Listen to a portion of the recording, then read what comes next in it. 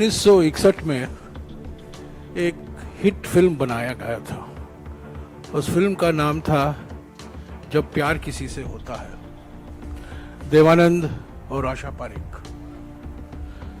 और उस फिल्म का एक हिट गाना था, आपको भी याद होगा, 100 साल पहले मुझे तुमसे प्यार था, आज भी है कल भी रहेगा।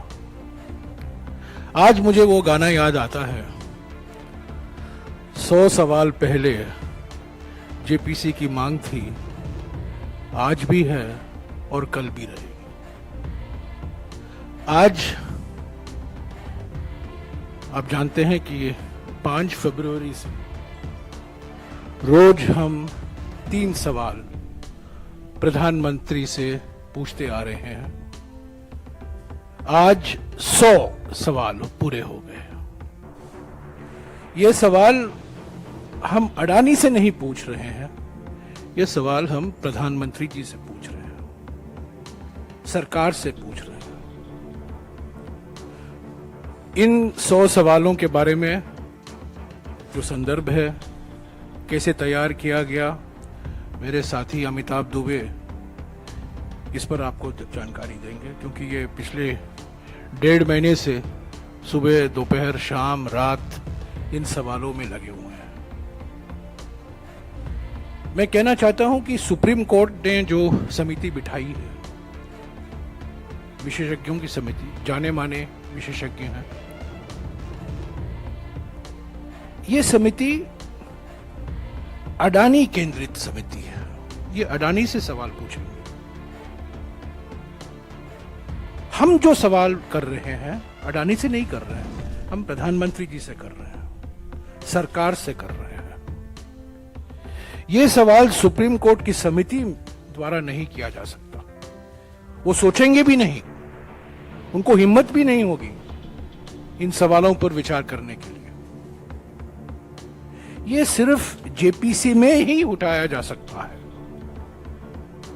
जेपीसी में बीजेपी के अध्यक्ष होंगे, बहुमत बीजेपी की होगी, पर उसके बावजूद विपक्ष को एक मौका मिलेगा इन सवालों को उठाने के लिए। जवाब आएगी सरकार की ओर से और ये सब रिकॉर्ड में जाएगा। 1992 में हर्षद मेहता घोटाले के समय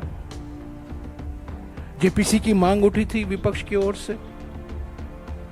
सरकार ने पहले खिचखिचाई, उसका समर्थन नहीं किया, पर 2-3 महीने बाद आपको याद होगा प्रधानमंत्री नरसिम्हा राव जी, वित्त मंत्री डॉक्टर मनमोहन सिंह जी ने मंजूरी दे दी और हर्षद मेहता घोटाले में 1992 में एक जेपीसी का गठन हुआ। रिपोर्ट आई, उस पर कार्यवाही हुई, सेबी को और अधिकार दिए गए, कैपिटल मार्केट को और मजबूत किया गया। 2001 में एक और घोटाला हुआ, केतन पारेख घोटाला। कांग्रेस विपक्ष में थी, अटल बिहारी वाजपेयी जी प्रधानमंत्री थे। तब प्रणब मुखर्जी, डॉक्टर मनमोहन सिंह सब मिलकर जेपीसी की मांग की। वाजपेयी जी ने नहीं माना, पर बातचीत के बाद जेपीसी का गठन हुआ। तो जेपीसी का गठन हुआ 1992 में, जब कांग्रेस की सरकार थी। जेपीसी का गठन हुआ 2001 में, जब अटल बिहारी वाजपेयी जी की सरकार थी, और दोनों स्टॉक मार्केट घोटाले थे।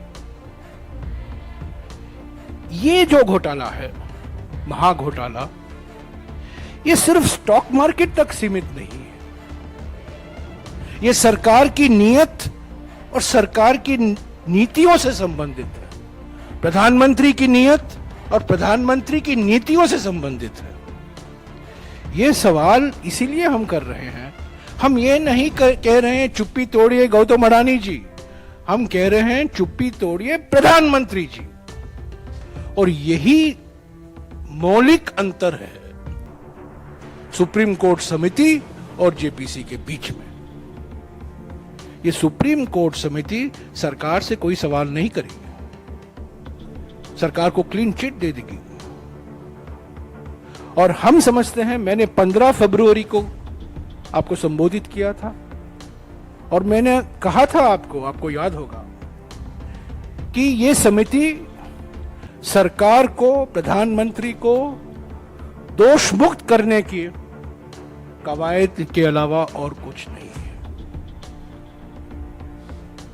सरकार को और प्रधानमंत्री को दोष मुक्त करने की कवायद के अलावा ये समिति और कुछ नहीं है। ये क्लीन चिट समिति होगी सरकार को। तो इसीलिए जेपीसी की मांग हम बार बार कर रहे हैं। इसके पहले कि अमिताभ दुबे आपको इन सवालों के बारे में और कुछ जानकारी दें, आज का 100वां सवाल हमने निकाल दिया है, आपको मिल गया होगा अंग्रेजी में और हिंदी में। मैं एक चीज और कहना चाहता हूं, उसके बाद अमिताभ आपको संबोधित करेंगे।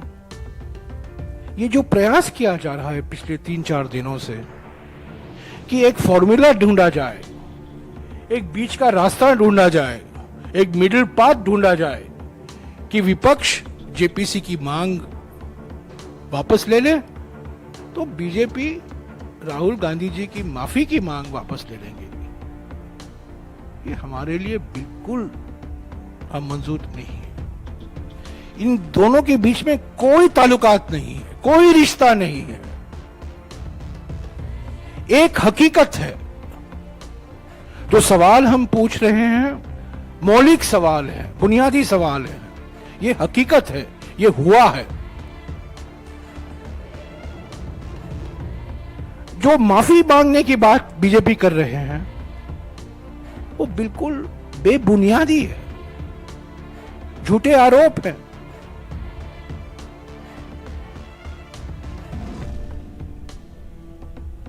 तो इन दोनों के बीच में ये कहना कि आप ये वापस लीजिए तो हम माफी मांगने की बात वापस लेंगे, हम सौदा करने के लिए तैयार नहीं है। इन दोनों के बीच में कोई रिश्ता नहीं है। राहुल गांधी जी ने स्पीकर को लिखा है, लोकसभा के रूल 357 के तहत उन्होंने मांग की है कि उनको एक मौका दिया जाए बोलने का, उनका लोकतांत्रिक हक बनता है। स्पीकर उस पर क्या निर्णय लेंगे वक्त ही बता पाएगा। पर यह कहना कि एक फॉर्मूला है, ये फॉर्मूला हम पहचानते नहीं हैं, हम स्वीकारते नहीं हैं, ये हमसे बिल्कुल सहमत नहीं है, क्योंकि ये जमीन आसमान का फर्क है जेपी किसी की मांग और माफी की मांग के बीच में। ये माफी की मांग जो बात आ रही है बार बार, ये इसीलिए कहा जा रहा है ताकि ध्यान अडानी घोटाले से हटाया जाए, ताकि जो प्रधानमंत्री की प्राथमिक जिम्मेदारी है, नीयत है, नीतियां हैं, जिसकी वजह से यह घोटाला हुआ है, उससे ध्यान हटाया जाए। डिस्टॉर्ट, डिफेम, डाइवर्ट, प्रधानमंत्री की भाषा में इस्तेमाल कर रहा हूं। 3D, प्रधानमंत्री 3D, 5T, 4S ऐसे बोलते रहते हैं। मैं प्रधानमंत्री को कहना चाहता हूं 3D है, डिस्टॉर्ट, डिफेम एंड डाइवर्ट। उन्होंने राहुल गांधी जी के बयानों को डिस्टॉर्ट किया, राहुल गांधी जी को डिफेम किया, बदनाम किया, और अभी डाइवर्ट करना चाहते हैं अडानी के मामले से। तो मैं अमिताभ दुबे जी से निवेदन करूंगा कि आपको कुछ जानकारी दें इन 100 सवालों के बारे में और आगे क्या रास्ता होगा इन 100 सवालों को लेकर। अमिताभ। जैसे कि जयराम जी ने कहा, आज हमने 99 सवाल प्रधानमंत्री जी से पूछ रखे हैं और आज 100 नंबर का सवाल है। और हमारा उद्देश्य आज ये है कि हम प्रधानमंत्री जी से पूछें कि जो अनेक जांच एजेंसियां हमारे देश में हैं, जिनका दुरुपयोग लगातार हुआ है विपक्ष के खिलाफ, सिविल सोसाइटी के खिलाफ, इंडिपेंडेंट माइंडेड बिजनेसेस के खिलाफ, उनका सही उपयोग कब करने वाले हैं। आपको मैं याद दिलाऊंगा कि 2016 में 5 सितंबर 2016 में चीन में G20, आजकल G20 की मीटिंग चल रही है यहाँ पे, चीन में G20 की मीटिंग के समय मोदी जी ने क्या कहा था? We need to eliminate safe havens for economic offenders, track down and unconditionally extradite money launderers, and break down the web of excessive banking secrecy that hides the corrupt and their deeds. अब आप सब जानते हैं कि क्या-क्या इसके बाद निकला है अडानी ग्रुप के बारे में। हिंडनबर्ग रेवलेशंस के बाद कई पत्रकारों ने लगातार इसकी कवरेज की है और काफ़ी कुछ निकल के आया है। सेबी की बात करते हैं, पहली एजेंसी सेबी,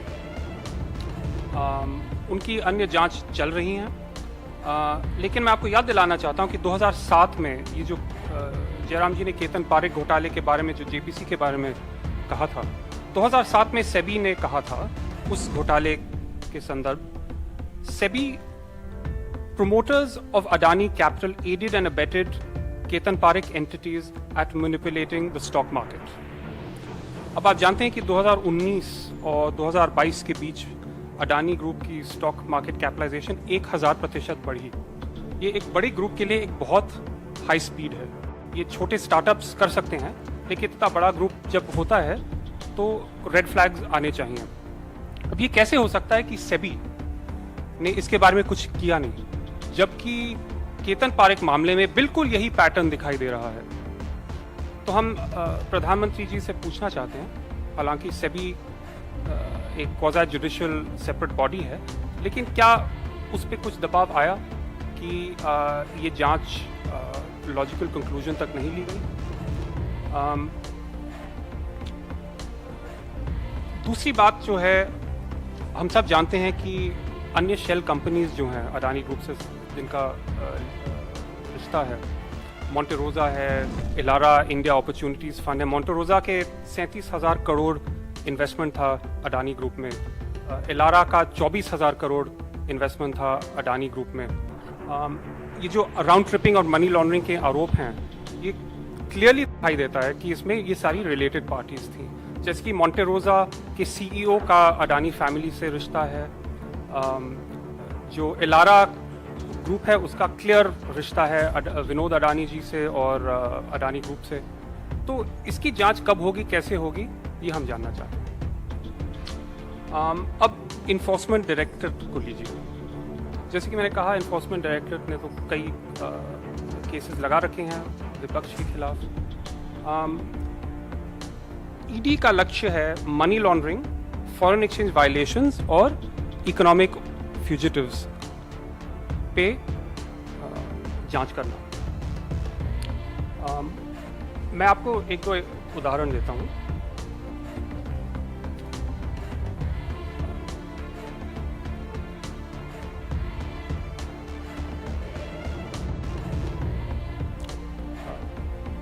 एक चीनी नागरिक है चांग चुंग लिंग, इनका अडानी ग्रुप से लंबा रिश्ता है।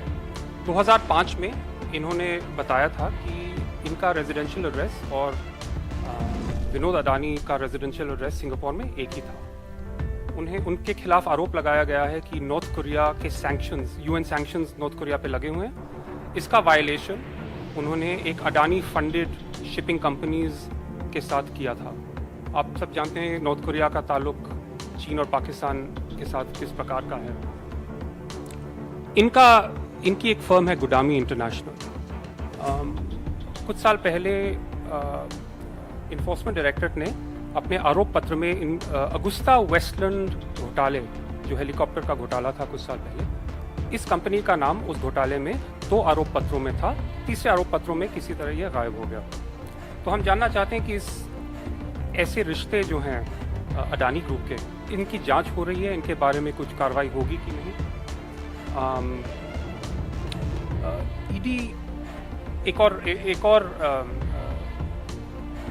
कंपनी है अक्रोपोलिस ट्रेड एंड इन्वेस्टमेंट। आप जानते हैं कि अंबुजा सीमेंट का टेक ओवर पिछले साल हुआ था और हमें पता चला, आप सबको पता है कि विनोद अडानी इनके अल्टीमेट बेनिफिशियल ओनर्स हैं। बहुत सारी शेल कंपनीज हैं, लेकिन ये पता चल गया कि मतलब उन्होंने डिक्लेयर किया, ये बात छुपाई नहीं कि वो अल्टीमेट बेनिफिशियल ओनर है। एक शेल कंपनी अक्रोपोलिस 2020-21 में उसके रेवेन्यूज $7 बिलियन थे, प्रॉफिट भी $7 बिलियन थे, यानी कि 51,000 करोड़ रुपए। अगले साल उसके प्रॉफिट्स और इनकम जीरो थे, वैसे उनका थोड़ा सा नेगेटिव में था प्रॉफिट। तो ये कैसे हो सकता है कि एक शेल कंपनी एक साल में $7 बिलियन कमा रही है और अगले साल शून्य कमा रही है? एक बड़ी महत्वपूर्ण कंपनी का ओनरशिप है, भारत की एक महत्वपूर्ण कंपनी का सीमेंट सेक्टर में, और ये सारी हरकतें हो रही हैं और इसकी कोई जांच नहीं है, इसके बारे में कुछ कहा नहीं जा रहा है। तो ईडी इस मामले की जांच कब करेगी और कैसे करेगी, ये हम जानना चाहते हैं। एक और एजेंसी है serious fraud investigation office, ministry of corporate affairs में। वाइट कॉलर क्राइम इनका में इन्वेस्टिगेशन होता है, और 2012 में उन्होंने अडानी ग्रुप और केतन पारेख, जिनका जिक्र जयराम जी ने किया था, उनके खिलाफ एक आरोप पत्र डाला था, जिसमें 500-600 करोड़ का मुनाफा, इलीगल मुनाफा स्टॉक मैनिपुलेशन से हुआ था, उसका आरोप लगाया था। चीटिंग और कंस्पिरेसी के केसेस थे गौतम और राजेश अडानी के खिलाफ। लेकिन इसके बाद एसएफआईओ ने कुछ नहीं किया, और हिंडनबर्ग की रिपोर्ट के 1 महीने बाद वो केस फिर से शुरू हो गया, और बॉम्बे हाई कोर्ट ने उनसे पूछा 22 फरवरी को कि आप यहाँ अचानक कैसे जाग गए, क्या आप बाहर के एक्सटर्नल फैक्टर्स के कारण आप इस जांच को फिर से आगे ले रहे हैं? तो ये एक बड़ा महत्वपूर्ण केस है, और एक और उदाहरण है, किसी कारण ये लोग सो गए थे काफ़ी समय के लिए, और अब थोड़े थोड़े दबाव में आके थोड़ा प्रेशर बढ़ रहा है, तो केस आगे चलने लगे। अब सीबीआई एक और एजेंसी है।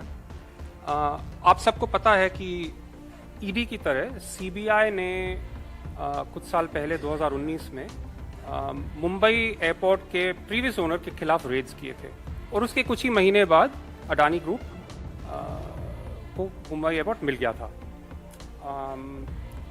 लेकिन हम ये भी कहना चाहते हैं कि सीबीआई सिर्फ दुरुपयोग के लिए नहीं है, सीबीआई का उपयोग भी किया जा सकता है।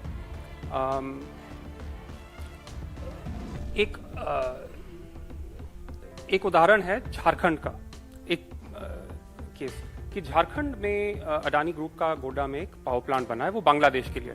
आप सब जानते हैं कि बांग्लादेश के ऑफिशियल ने कहा है कि मोदी जी का बहुत दबाव पड़ा था शेख हसीना पे, ताकि अडानी का पावर प्लांट, अडानी से एग्रीमेंट हो जाए पावर सप्लाई प्लांट के लिए।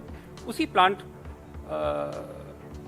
के संबंध में झारखंड की एक पॉलिसी होती थी कि जो भी प्लांट हमारे राज्य में बनेगा उसका 25% पावर सब्सिडाइज रेट पे स्टेट ले पाएगा।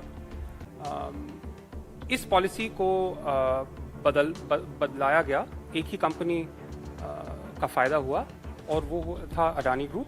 और फायदा, एक कैलकुलेशन है कि 25 इयर्स जो पावर प्लांट का लाइफ स्पैन है, 7,500 करोड़ का फायदा होगा अडानी ग्रुप का।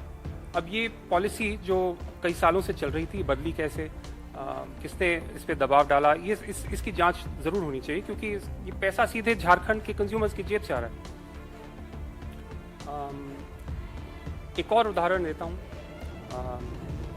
सीबीआई की एक इंक्वायरी हुई थी कि दुबई बेस्ड एक कंपनी ने साउथ कोरिया और चीन से 9,000 करोड़ का पावर इक्विपमेंट खरीदा था, लेकिन उसका एक्चुअल वैल्यू 3,500 करोड़ निकला, 3,600 करोड़ निकला। तो ये ओवर इन्वॉइसिंग का केस था, और डीआरआई, रेवेन्यू इंटेलिजेंस और सीबीआई ने इसकी जांच की थी, और ये क्वांटिफाई भी किया था कि 5,500 करोड़ साइफन आउट हुआ है इंडिया के, और सीधे विनोद अडानी से लिंक्ड कंपनीज का फायदा हुआ है। अब सीबीआई ने 2015 में अपनी जांच बंद कर दी। उन्होंने कहा ज्यूरिसडिक्शनल इश्यूज, क्योंकि ये महाराष्ट्र राज्य से संबंधित है, और हम एक ही राज्य का में इन्वेस्टिगेशन नहीं कर सकते, लीगल आर्ग्यूमेंट था। लेकिन एक दूसरा केस था, ओवर इन्वॉइसिंग ऑफ इंडोनेशियन कोल, वो भी महाराष्ट्र में ही था, और वो चलता गया क्योंकि कोई दूसरी कंपनी से संबंधित था, कोई दिल्ली वाली कंपनी थी। तो ये बड़ा सिलेक्टिव सा उनका अप्रोच है कि जहाँ भी अडानी ग्रुप को फायदा होता है वो केस बंद हो जाता है या पॉलिसी बदली जाती है, और जो किसी और कंपनी से संबंधित कोई कार्रवाई चल रही है वो आगे चलती रहती है। अब सीबीआई और क्या देख सकती है? आप सब जानते हैं कि सितंबर 2021 में एक श्रीलंकन कैबिनेट स्पोक्स, मतलब श्रीलंका की बात कर रहे हैं, वहां के कैबिनेट स्पोक्सपर्सन ने कहा कि India has nominated the Adani group for Colombo ports west container terminal. कुछ ही दिन पहले फॉरेन मिनिस्टर अली सबरी श्रीलंका के जो हैं, उन्होंने कहा था कि this is a government to government contract, यानी कि इंडिया ने नॉमिनेट किया है अडानी को, इंडिया ने सिलेक्ट किया है अडानी को, इंडिया ने इस प्रोजेक्ट दिया है अडानी को। लेकिन कुछ ही दिन बाद दबाव में आके प्रेशर आया तो उन्होंने कहा नहीं, मैं आपने मिस इंटरप्रेट किया है। एक और उदाहरण देता हूँ श्रीलंका के बारे में। सेलोन इलेक्ट्रिसिटी बोर्ड के चेयरमैन एक मिस्टर फर्डिनांडो हैं, उन्होंने श्रीलंकन पार्लियामेंट में बयान दिया कि राष्ट्रपति गोटाबाया राजपक्षे, श्रीलंका के पूर्व राष्ट्रपति, summoned me after a meeting and said that India's Prime Minister Modi is pressuring him to hand over the project to the Adani Group. उन्होंने सीधा कह दिया। फिर बाद में फोन कॉल आए होंगे, उन्होंने कहा नहीं मेरा मतलब कुछ और था, लेकिन ये बिल्कुल साफ साबित हो रहा है कि मोदी जी अडानी जी के लिए सेल्स एंड मार्केटिंग कर रहे हैं। वो हैं एक देश के प्रधानमंत्री, लेकिन काम हो रहा है एक प्राइवेट ग्रुप का, तो इसकी जांच जरूर होनी चाहिए। अब एक और एजेंसी है डायरेक्टरेट ऑफ रेवेन्यू इंटेलिजेंस। इन्होंने 2004 और 6 के बीच में अडानी ग्रुप से संबंधित डायमंड स्कैम में इन्वेस्टिगेशन किया था। उसमें गौतम अडानी के छोटे भाई राजेश अडानी और उनके brother in law Sameer Vora के खिलाफ diamonds, circular trading of diamonds और ओवर इन्वॉइसिंग, जो पहले ओवर इन्वॉइसिंग का तो लंबा चल रहा है, इस बार डायमंड्स में था। और 2013 में कमिश्नर ऑफ कस्टम्स ने उन पे फाइन्स इम्पोज किए। राजेश अडानी, समीर वोरा, अडानी एंटरप्राइजेज और 4 डायमंड ट्रेडिंग कंपनी जो उनसे लिंक्ड थी। लेकिन एक फिर जैसे ही मोदी जी सत्ता में आए, सेस्टैट एक अपेलेट ट्राइब्यूनल है, उसने सब रिवर्स कर दिया और डीआरआई ने अपील नहीं किया। अब ट्राइब्यूनल में ऑर्डर तो कोई भी आ सकता है, लेकिन डीआरआई को अपील करना चाहिए। जैसे कि एक और जो पावर इक्विपमेंट केस था, मैंने बताया था 5500 करोड़ का, डीआरआई ने उसको अपील किया था, लेकिन इसे रहने दिया। फाइनली एक और एग्जांपल देता हूँ, इंडोनेशियन कोल का। यहाँ भी अडानी ग्रुप के खिलाफ आरोप है कि उन्होंने इंडोनेशियन कोल का ओवर इन्वॉइसिंग किया है। और डीआरआई ने कई देशों को लेटर्स रोगेटरी भेजे कि हमें इंफॉर्मेशन चाहिए, लेकिन इसका कुछ हुआ नहीं है क्योंकि अडानी ने अपोज किया है, केसेस चल रहे हैं और डीआरआई कुछ ज़्यादा एनर्जी नहीं दिखा रही। तो मेरा ये मतलब है कि हमारे पास इतनी जांच एजेंसीज हैं, SEBI, enforcement directorate, SFIO, CBI, directorate of revenue intelligence, ये लगातार दूसरी कंपनियों के खिलाफ इस्तेमाल किए जाते हैं, विपक्षी पार्टियों के खिलाफ इस्तेमाल किए जाते हैं, सिविल सोसाइटी के खिलाफ इस्तेमाल किया जाते हैं, लेकिन जो उनका उद्देश्य है, जिस कारण के लिए उन्हें स्थापित किया गया था, सोए पड़े हैं या ढंग का काम नहीं कर रहे। तो मेरे पास और भी बहुत उदाहरण हैं, मैं ज़्यादा डिटेल्स में अभी जाना नहीं चाहता। जैसे कोल में गवर्नमेंट पॉलिसीज़ कैसी बदली गई, पोर्ट्स में कैसी बदली गई, एयरपोर्ट्स तो आपको पता ही है। तो इनके बारे में मैं आपको जानकारी दे सकता हूँ अगर आप चाहें, लेकिन मैं बस इतना कहना चाहता हूँ कि हम चाहते हैं कि ये जो एजेंसीज़ हैं ये अपना काम करें और ढंग से करें, और अडानी ग्रुप के खिलाफ जो भी एक्यूजेशंस हैं उनको ढंग से रिसर्च करें।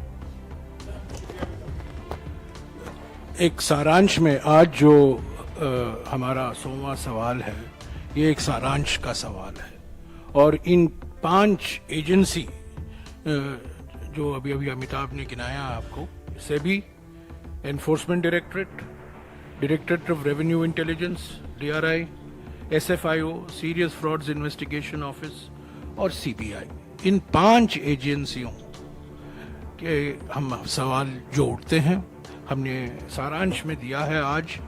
और मैं नहीं समझता हूँ, हम नहीं समझते हैं कि ये जो सुप्रीम कोर्ट की समिति है, इन सवालों, ऐसे सवालों पर ये उनका विषय है, उनका मन भी नहीं रहेगा इस पर विचार करने का, और उनके टर्म्स ऑफ रेफरेंस में भी ये शामिल नहीं है।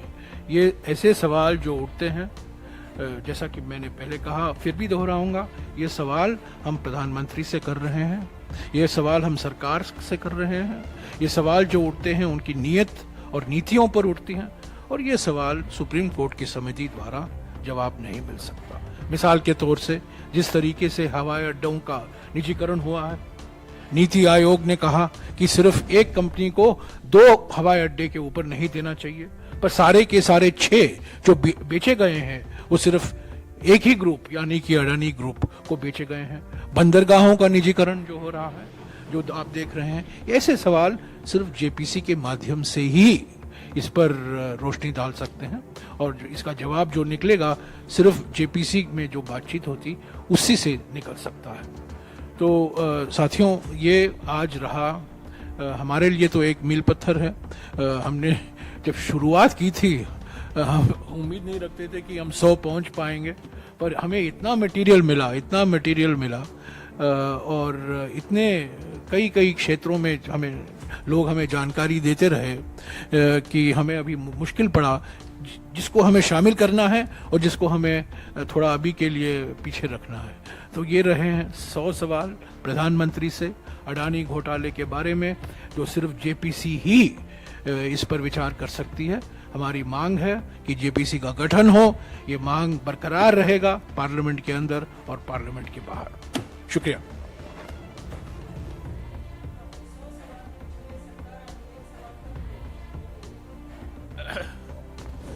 सरकार ने सरकार ने बीच में कहीं नोटिस लिया है। मैं आपको मिसाल देता हूं। हमने सवाल उठाया था श्रीलंकन के विदेश मंत्री के बयान पर। जब हमने सवाल उठाया था, कुछ ही घंटों बाद और या अगले दिन उन मंत्री श्रीलंका के विदेश मंत्री का इंटरव्यू दूरदर्शन में आया और उन्होंने कहा कि भारत सरकार की कोई भूमिका नहीं है कि हमने अडानी को चुना। हालांकि उनका पहला इंटरव्यू अलग था।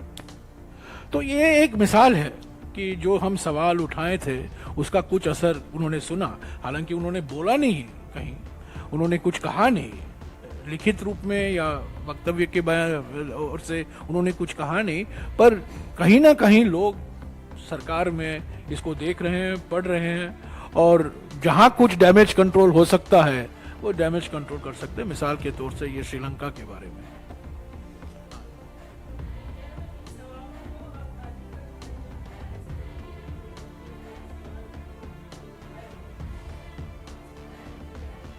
नहीं, अभी देखिए ये 100 सवाल तो हमने उठाए हैं, इसको हमें आगे ले चलना है, राजनीतिक तौर से हमें ले चलना है, हमारे संगठन की ओर से हम इसको आगे ले चलेंगे। ऐसे तो प्रदर्शन हुए हैं, प्रोटेस्ट हुए हैं अलग अलग राज्यों में, पर देखते जाइएगा, ये हमारे लिए एक महत्वपूर्ण मुद्दा है, ये राजनीतिक मुद्दा है। ये सिर्फ स्टॉक मार्केट से जुड़ा हुआ नहीं है, ये सरकार की नीयत और सरकार की नीतियों से जुड़ा हुआ है। और इसको हम यहाँ तक ही नहीं रखेंगे, इसको हम जरूर राजनीतिक तौर से संगठन के माध्यम से इसको आगे ले चलेंगे, जनता के बीच में हम जरूर इसको ले जाएंगे।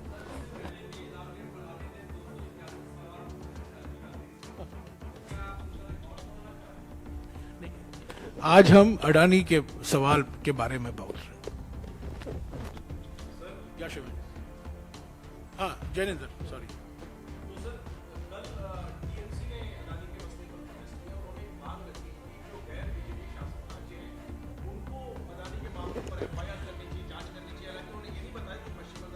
मुझे हंसी आती है इसको देखकर, मुझे हंसी आई। जिन्होंने ये सुझाव दिया है उनका एक ही मकसद है कि ये सरकार को क्लीन चिट मिले। ये जो सवाल उठते हैं इस घोटाले में, अभी अमिताभ ने आपको कहा है, सेबी, क्या राज्य सरकार सेबी के बारे में कुछ कर सकती है?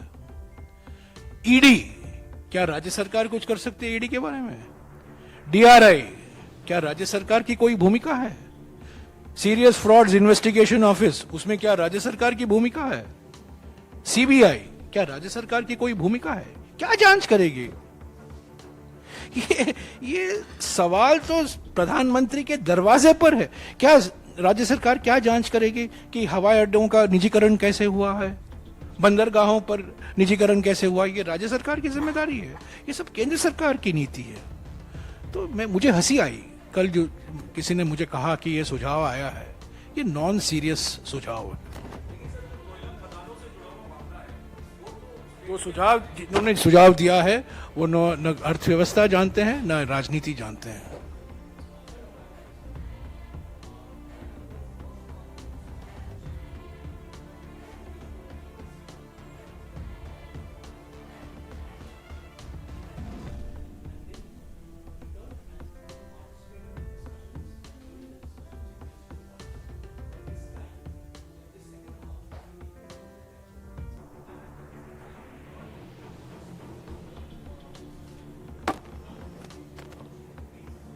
It's a wrong question to ask. The House is not being allowed to function because the treasury benches, because the government is disrupting both houses of parliament. There is visual evidence for this. It's the government that, I can tell you what has happened in the Rajya Sabha yesterday. The chairman gave permission to the leader of the opposition to speak. The leader of the opposition got up twice. He was not allowed to speak. Under these circumstances, what cooperation can we give? In the Lok Sabha, Mr. Rahul Gandhi has been attacked. He has sought permission under Rule 357. He has met the speaker. He is not being allowed to speak.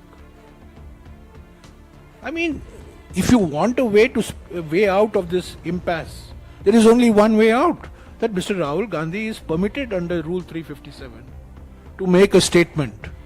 Mr. Ravi Shankar Prasad was allowed to make a statement in 2015 when charges were hurled at him by the then Chief Whip of the Congress Party, Jyotiraditya Scindia, who is now, of course, a union minister.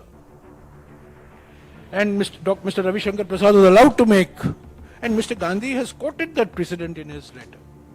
So if the government is serious, allow him to make a statement, allow him to refute the baseless charges that have been hurled at him by senior ministers on the floor of the House, and then we will then the House will function. But the JPC linking the JPC demand, which goes back to the 5th. When did we start our questions? 5th of February. Our question started on the 5th of February. The demand for the JPC was a few days earlier, but systematically we have raised this demand every day from the 5th of February onwards. Right? 5th of February onwards. So, and suddenly, in order to divert attention from the JPC demand, the BJP has raised this completely, I would say completely bogus, and it's a hoax what they're doing. You know, Mr. Gandhi never said all the things that he's been accused of. So give him a chance to speak on the floor of the House.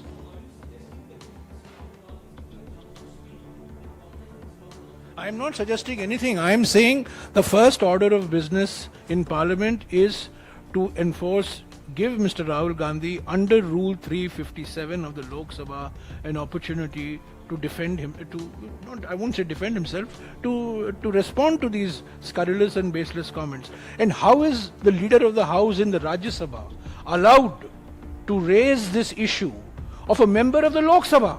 It's never happened. It's never happened. A leader of the House disrupts the Rajya Sabha, gets his members of Parliament to disrupt for a statement made by a member of the Lok Sabha. This has never happened. That's why this whole thing is part of an orchestrated plan to derail and disrupt Parliament, because the government does not want the JPC issue, the JPC into the Adani issue. One minute. I'll come back.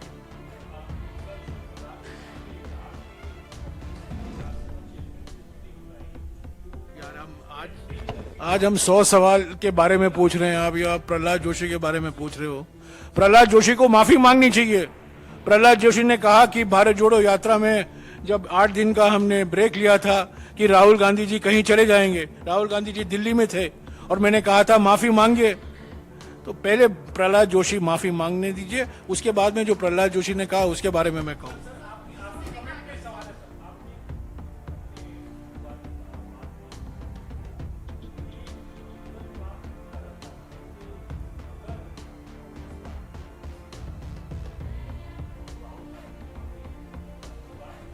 ये अगर मगर नहीं, ये अगर मगर हमें कोई जानकारी नहीं है। ये अनौपचारिक तौर से मैंने सुना है, औपचारिक तौर से किसी ने नहीं कहा है।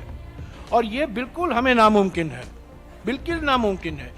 इन दोनों के बीच में कोई ताल्लुकात नहीं है, कोई रिश्ता नहीं है, जमीन आसमान का फर्क है। एक वास्तविकता है, एक हकीकत है जेपीसी का मुद्दा, और दूसरा एक छल है जो माफी मांगो का नारा लगाए जा रहे हैं।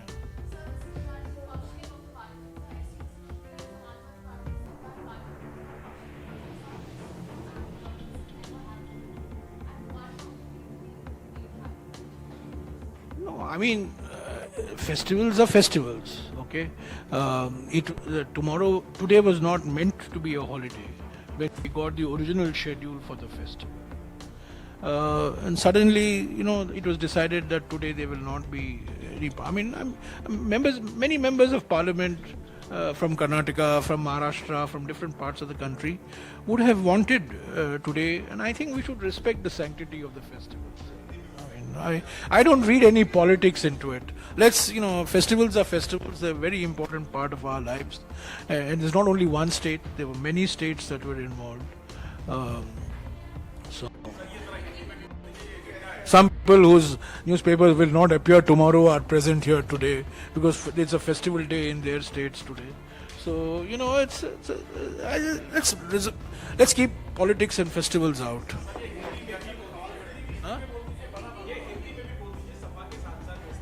यार ये सवाल अंग्रेजी में किया गया था, इसीलिए मैंने अंग्रेजी में।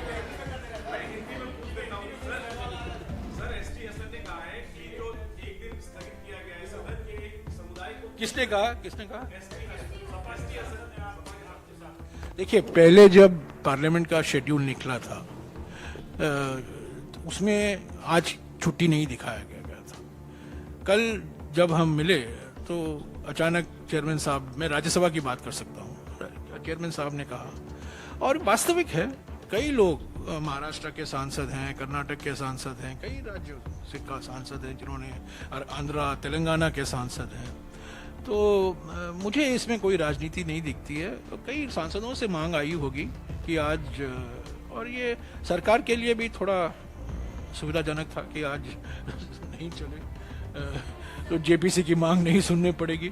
पर ये मैं कह सकता हूँ कि मुझे कोई जानकारी नहीं थी। जब तक चेयरमैन साहब ने कहा कि कल छुट्टी होगा, हमें कुछ जानकारी नहीं थी। और पहले जो कार्यक्रम प्रकाशित होता है सेशन के पहले, ऐसा नहीं है उसमें दिखाया गया था कि 22 मार्च।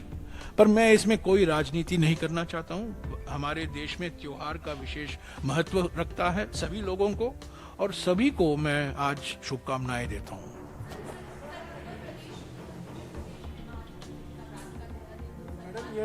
ये त्योहारों के बारे में प्रेस कॉन्फ्रेंस नहीं है। आप अडानी, जेपीसी और सवाल पर पूछिए प्लीज। ये डाइवर्ट करने की कोशिश मत कीजिए।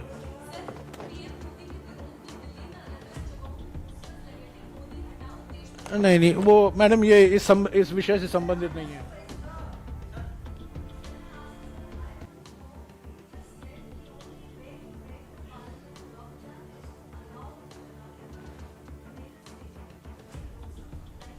So let him make the statement, no? Let him make the statement. Non-negotiable. Withdrawal of JPC on Adani issue is non-negotiable. We are not even discussing that. I'm the only give him a chance to speak and then we can talk. But let me assure you, don't put words into my mouth. So I'm telling you clearly, in Hindi and in English, both.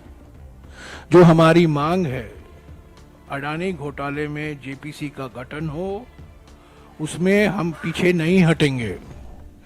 ये मांग, जैसा कि मैंने कहा, मैं फिर से दोहराऊंगा, 100 सवाल पहले था, आज भी है, कल भी रहेगी, परसों भी रहेगी।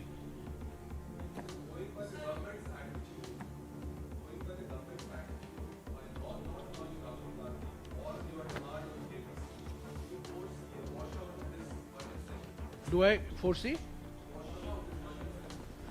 पार्लियामेंट चलाने की प्राथमिक जिम्मेदारी सरकार की होती है। एक मिनट।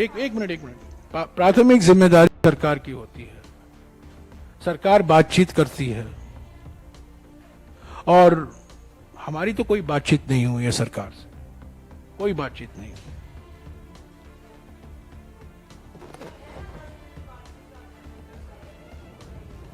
कब? हाँ ठीक है, कल जाएंगे, कल बैठेंगे, कल है, कल देखेंगे, कल है, कल देखेंगे। नहीं, अभी यही इसी पर मैं सवाल लूंगा, प्लीज। Thank you.